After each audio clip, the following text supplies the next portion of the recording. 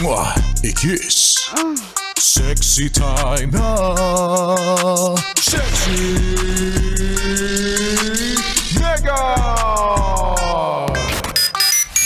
Pangako sa'yo, ipaglalaban ko. Naku! Kaming mga Ayan na naman tayo. Kaming mga babae, alam na namin yan, ang dami na naming pangakong narinig.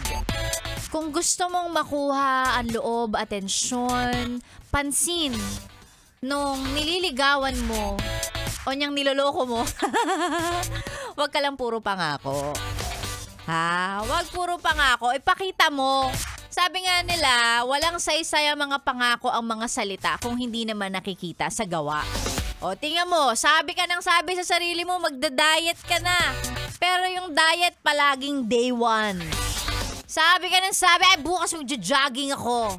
Sa weekend, mag-exercise ako, magja-jogging ako sa CCP. O pagdating ng Sabado, ay, ang sarap matulog, tulog muna tayo. Ayan ang sinasabi ko eh. O, diba? Walang saysay ang mga salita, ang mga pangako kung hindi makikita at lalong hindi sasamahan ng gawa.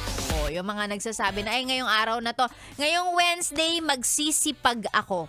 Magiging productive ako. Lahat ng mga papeles na kailangan kong tapusin, gagawin ko yan. Lahat ng mga kailangang deadline, kahit hindi pa deadline, gagawin ko na.